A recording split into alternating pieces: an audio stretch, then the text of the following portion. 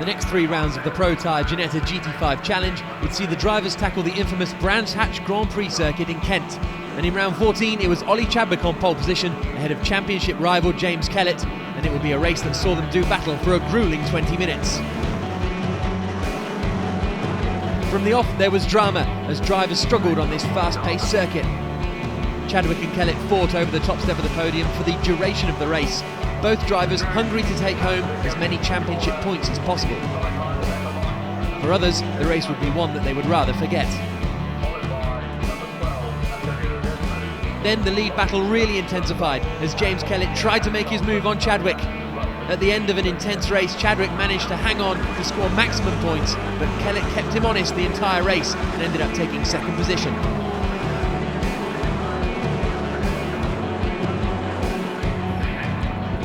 15th round of the Pro Tyre Motorsport Ginetta GT5 Championship about to get underway here at Brands Hatch.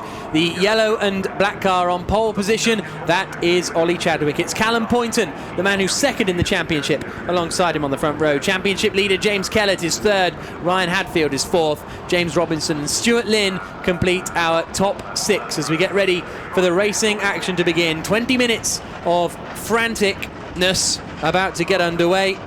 We've got the GT5 class and the GT5 Plus class. We'll talk more about the different classes in a couple of moments' time, but let's first of all focus our eyes on the red lights that are about to come up. A long old pause again, and away we go, and it's a very bad start from Ollie Chadwick. He loses the lead of the race. Callum Poynton it is who leads. Ryan Hadfield is coming around the outside to try and take second position away. Ollie Chadwick still has the inside line coming into the first corner. We're on board with Stuart Lynn as he safely makes his way through. And now they climb up the hill towards the hairpin at Druids, but a good start from Callum Poynton, who won both of the races at Spa-Francorchamps last time out.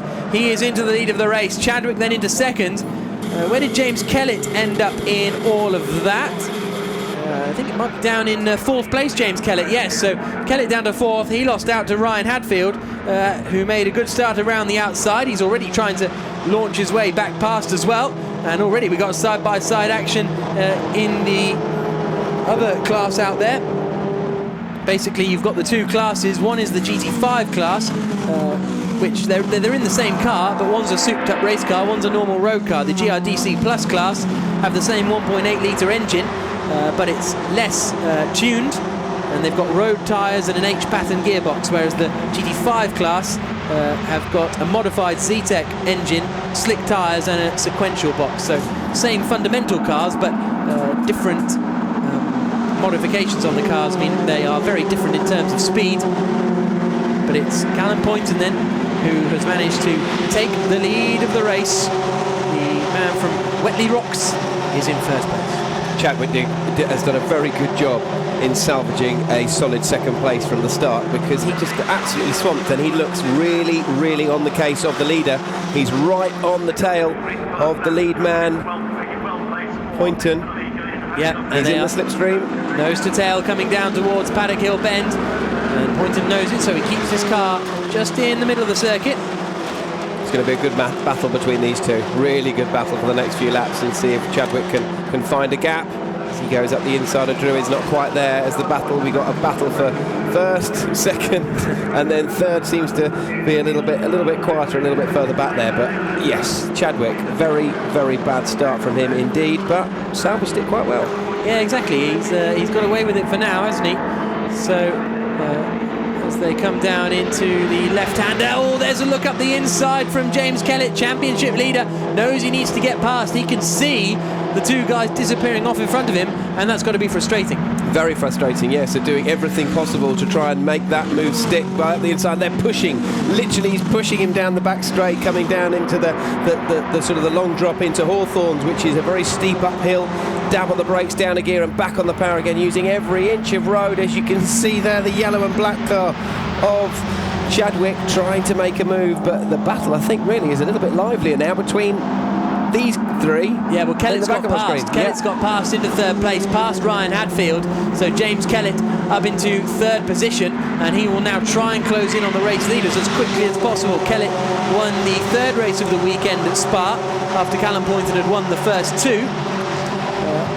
Ollie Chadwick hadn't won a race since Rockingham, since the last time we were watching them live here on Motors TV, and since then he's won 2 here at Brands Hatch so far this weekend. So likes the live cameras, does Ollie Chadwick? Yeah. Motors TV is his friend, yeah. Unlike some people, when they have the onboard camera, they do absolutely terribly well. Motors TV is everybody's friend. Yes. Well, no, especially Chadwick. He seems to come alive when he's being filmed. Looking to the inside line as they come up towards Druids, and not quite. Poynton came across. You could see him sort of gingerly coming across. He wasn't quite sure where Chadwick was. And this is exactly what James Kellett needs to close in on the 2 leaders. Now he's got a little bit of clear air. You can see how quickly he's whizzed away from Ryan Hadfield.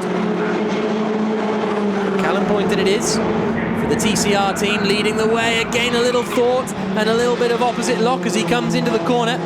But Ollie Chadwick not past yet. He's got a really good run as well, actually. He did a bit of a dummy on the way into Surtees. He's got a very good run as he comes down the main straight, or the back straight as it were, down the dip, coming up into Hawthorne's corner. He's very, very quick, generally all round the circuit, like they both are really, but Chadwick just seems to have the edge really from winning the previous race, and loves this circuit. He's go from one side, then being forced to the other side. Kellett, I'll be surprised, can't see it on the camera shot now, but I'll be very surprised if he literally, there you go, he's very, very close now. He has clawed his way up as these two are tripping over themselves and holding each other up, believe it or not. Kellett, there he is, within 2 or 3 corners, bang, there we go. Let's get involved in this battle. I want the win. I'm with you now. Here we go. And he's got the momentum as well, so he has rocketed up to the back of Ollie Chadwick. Will he make a move as they come down towards Clearways? Not quite close enough, I don't think.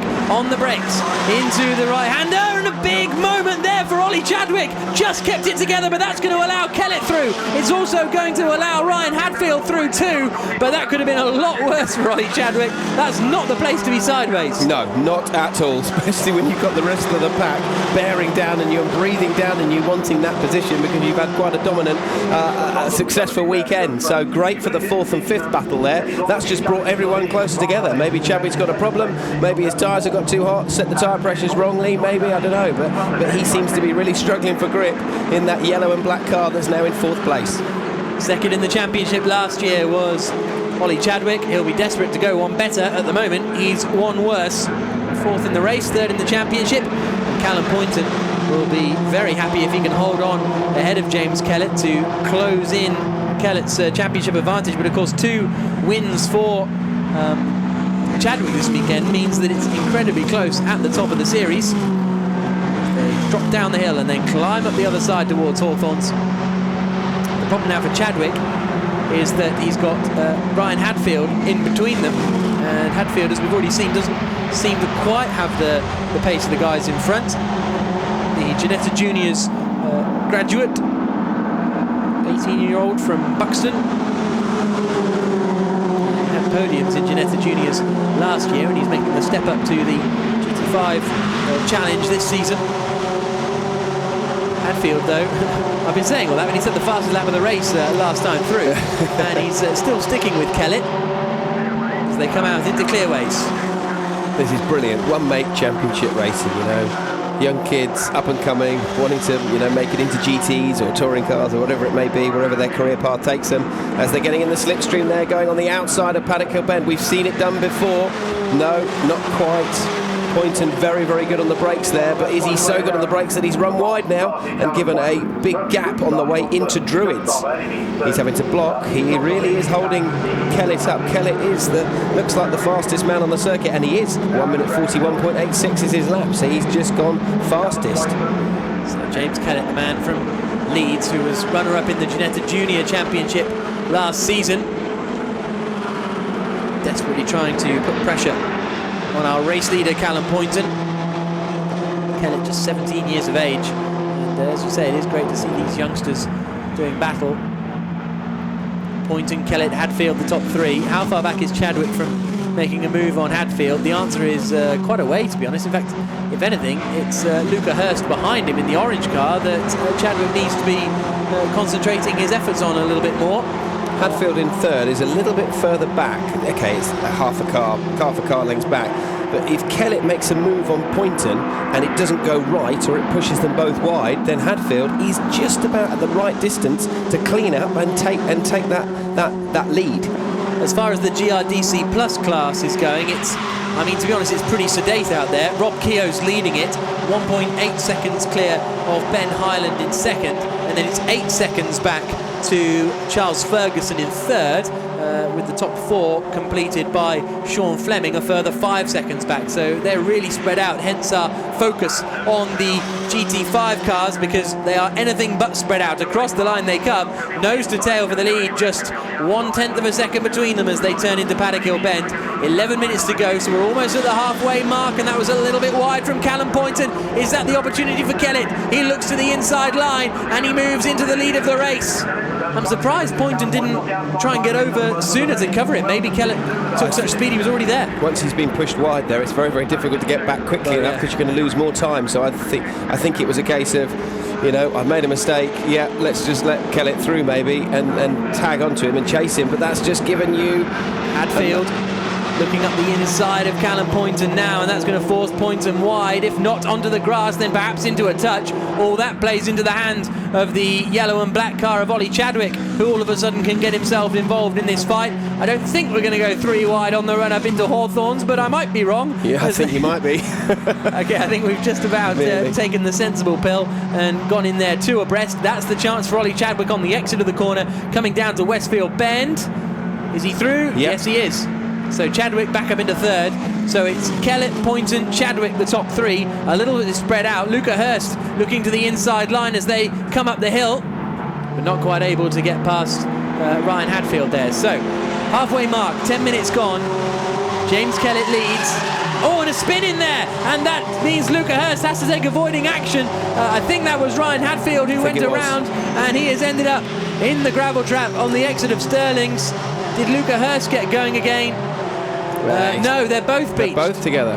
Still not quite close enough for Ollie Chadwick in this battle over second place.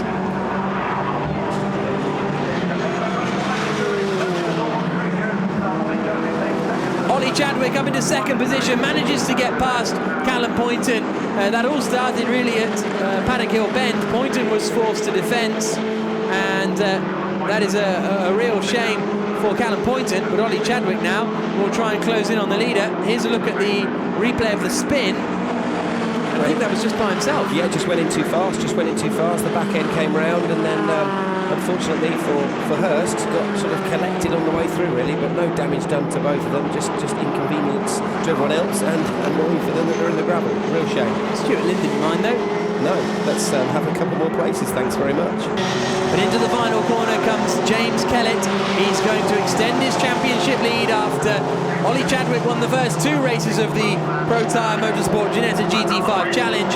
Kellett responds and wins race 3 of the weekend here at Brands Hatch. Ollie Chadwick across the line in second. Callum Poynton dropping back in the championship a little bit, finishes in third place. It's going to be 4th position for Stuart Lynn. And now keep an eye out for Rob Keogh in the 37 car, because he is going to take victory in the GRDC Plus class. So let's look at the results. James Kellett taking the victory. Ollie Chadwick in second place, having started on pole position. He'll be a bit frustrated. Callum Poynton finishing third. Stuart Lynn and James Robinson completing the top 5.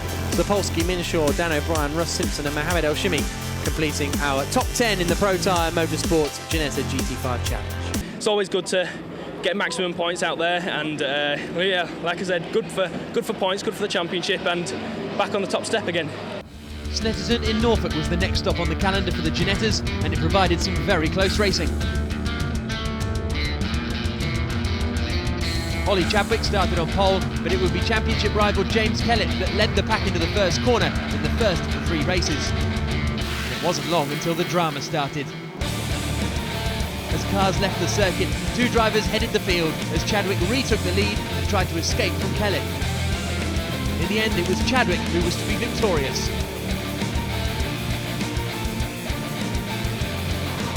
In the next round, it was a reversal at the front of the pack as Kellett tried to defend his pole position as the lead battle really intensified.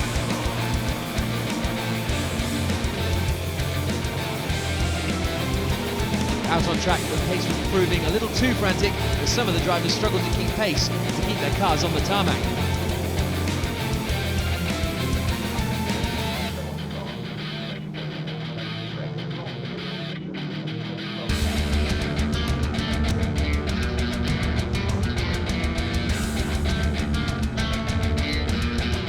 At the front of the pack, it had yet again turned into another nail-biter as Kellett tried to make good his escape from Ollie Chadwick.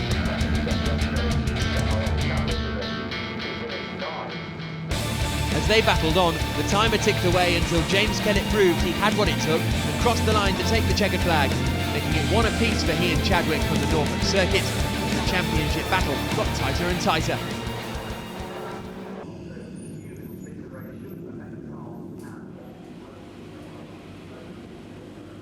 Round 18 of the Pro Time Motorsport Ginetta GT5 Challenge about to get underway. Green flag wave from the back of the grid. Pole on the left-hand side is James Kellett. Ollie Chadwick alongside him. Callum Poynton and Luca Hurst on row 2. Lights come on. Lights go out.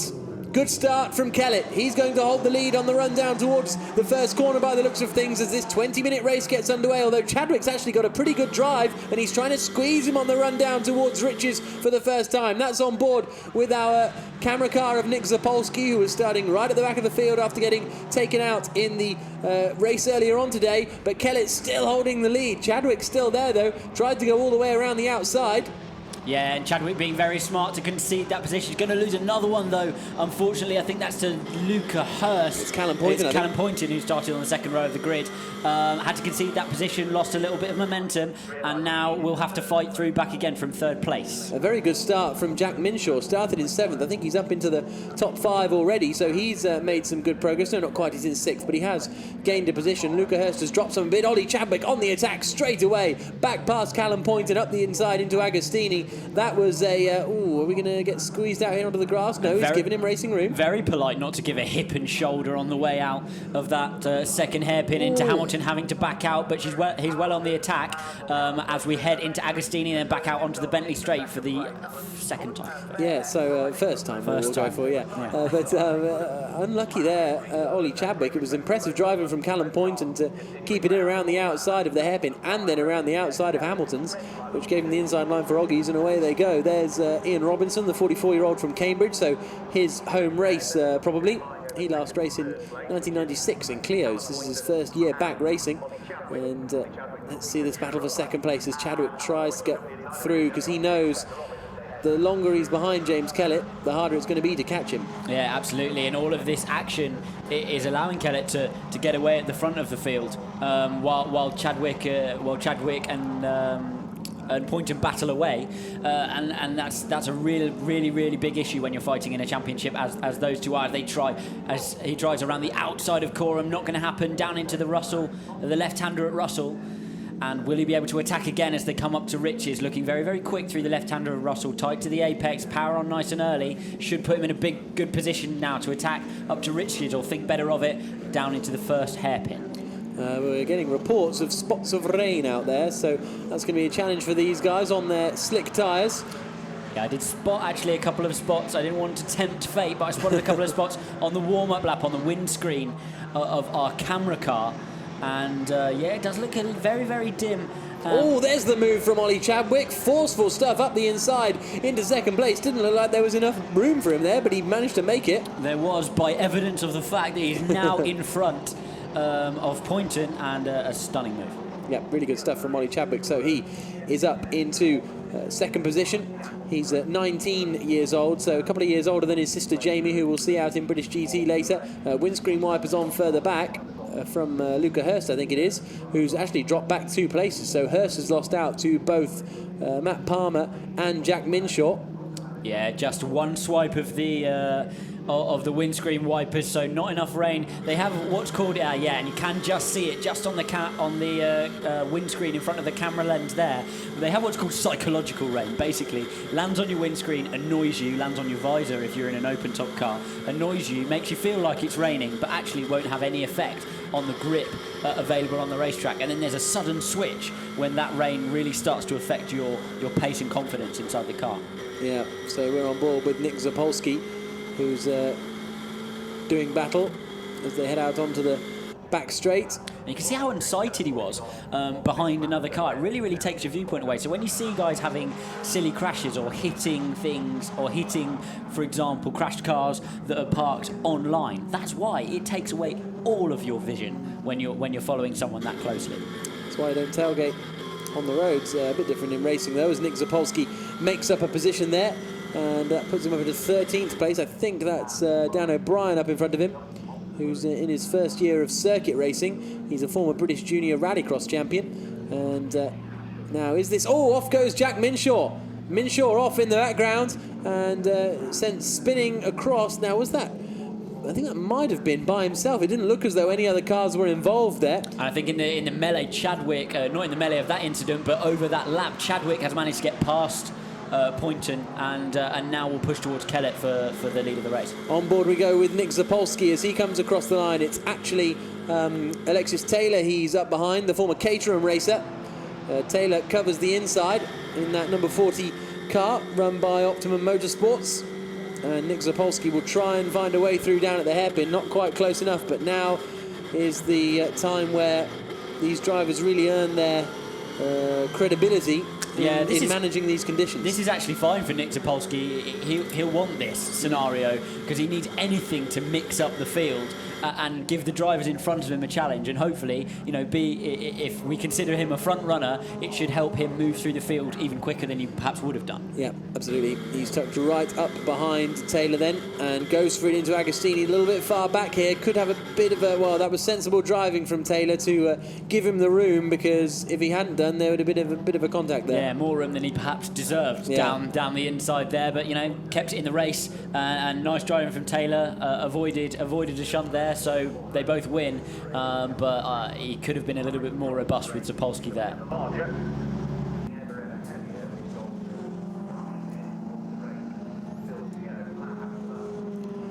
On the attack here from Jack Minshaw, trying to take a position away. Has he managed to get past Broster? He's hit Broster, and Broster goes around. It was vigorous defensive work from Broster, and you wonder if he sort of brought that on himself, maybe? Are you sure there was contact there? Or was there not? Not sure about it. Might have just been... Does get very, very slippery on the outside of the S's. Especially in these conditions. With a little bit of a trickle of rain, you can see the moisture streaming now off the windscreen of Nick Zapolsky.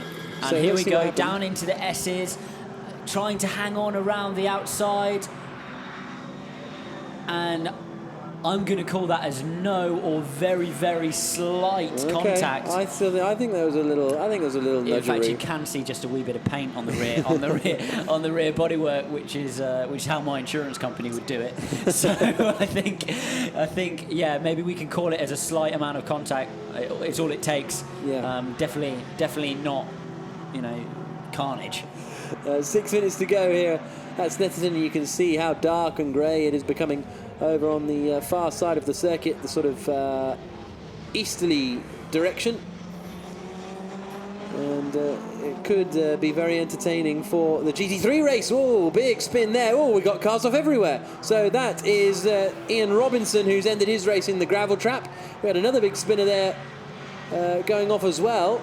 Now, who was Robinson with across the line? He was with Zapolsky. So maybe Nick Zapolsky involved in that. We'll try and figure out what happened there, but it was like sort of spinning tops for a brief moment. But here's our race leader Chadwick, still ahead of Kellett by just under 0.3 of a second. It's 6 seconds back now to Callum Poynton, and there climbing out of the car now is Robinson.